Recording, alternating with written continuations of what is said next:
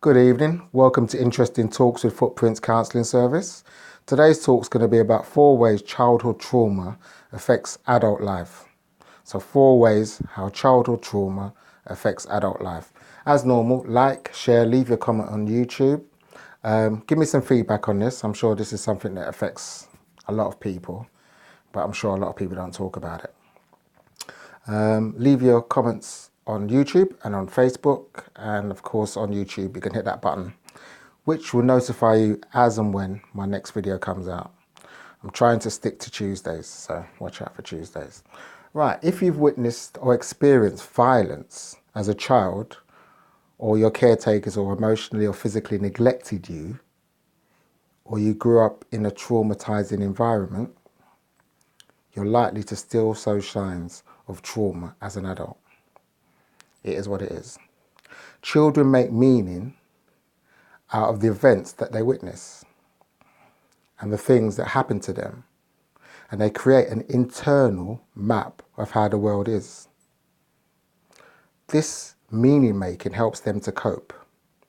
But if children don't create a new internal map as they grow up, the old way of interpreting the world can do damage to their ability to function as adults. Makes sense? There are many after effects of childhood emotional trauma.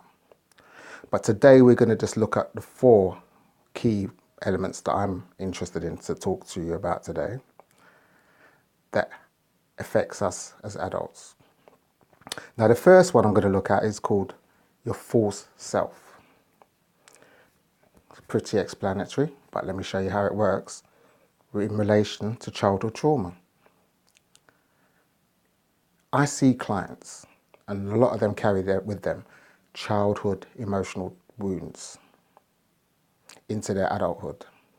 One way these wounds reveal themselves is through the creation of a false self.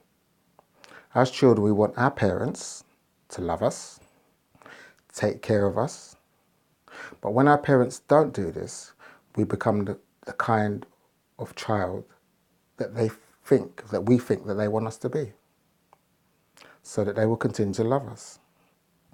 We bury our feelings that might get in the way of us getting our needs met.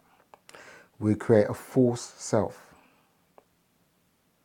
The person that we present to the world is not our true self.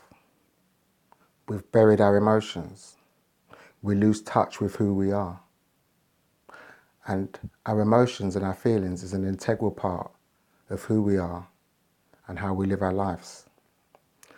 But in that childhood stage, we put on a mask, and yet we're fearful that that mask will drop so that people will see what we're really like, and we're terrified that that mask will drop and we will no longer be cared for and loved or accepted. Now to me, people would say, yeah, you would say this, to me the best way to overcome that and get to your authentic self is by talking to a therapist who specializes in childhood trauma and emotional knocks that you've taken in your childhood.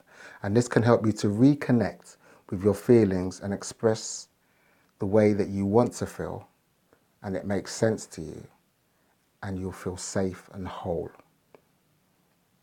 Now the second attribute I'm going to look at is called victimhood thinking, or maybe even catastrophizing, but we'll just call it victimhood thinking. Now what we think and believe about ourselves drives that self-talk that you have. Now if you're thinking in a victimhood way, which is coming from your childhood experiences, it disempowers us and makes us feel like we have no control over our lives. And we live our lives like victims. We may have been victimized as children, but we don't want to remain victims as adults. Even in circumstances where we think we don't have a choice, we always have a choice. Even if it's just the power to choose how we think about our life. We had little or no control over our environment or our lives when we were children, but we're not children anymore. It's a situation that we have control over as adults. Try to think of ourselves as survivors now, not as victims. The next time you feel trapped and choiceless, remind yourself that you are capable and in control far more than you think you are. The third point I'd like to look at is passive aggressiveness.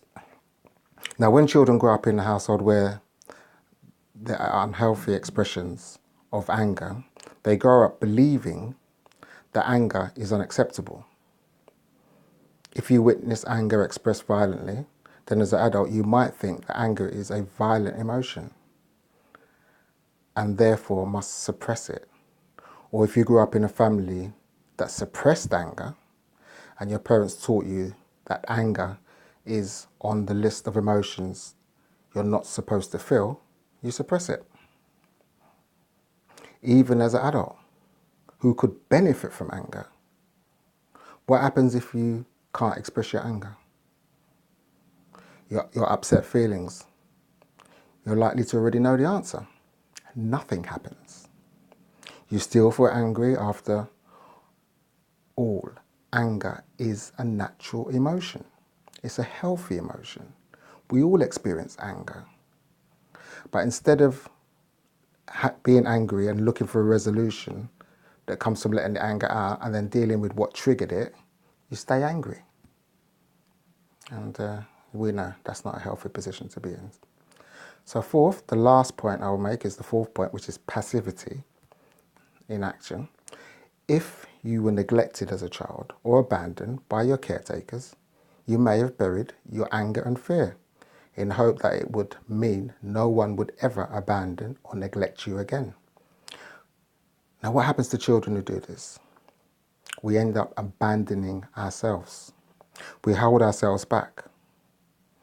We don't feel our feelings. We end up passive. And we don't like the way people treat us. We act passively. And there's no way we can live up to our full potential by always being passive.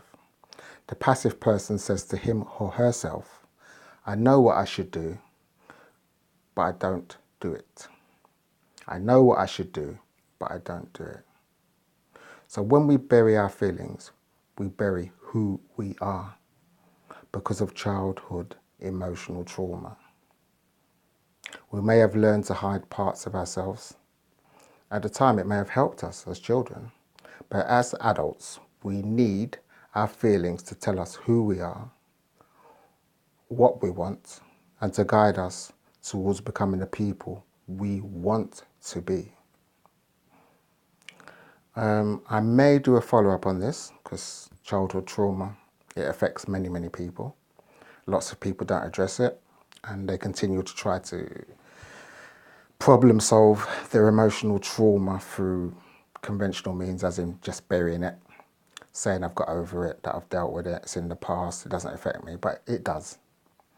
And if you've watched this video, now you realise some of the clues what are going on for you.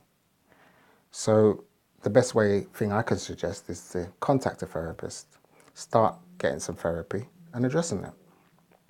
Then there's far more chance of you reaching your full potential or being just happy and content within your own skin. And to me, that's priceless. So if you like this video, share it. 100% leave comments. I'd like some feedback. Contact me on Facebook, contact me on Messenger, contact me on my website or on YouTube. And if you've got issues pertaining to this situation, I'll talk with you about them. And if possible, I'll direct you to a counsellor or to myself that can help you to address these traumas that exist from our childhood if we didn't get treated in an emotional correct way. And it's far more common than what we'd like to admit. Anyway, so next time, take care of yourself. Definitely stay positive as best you can. Bye for now.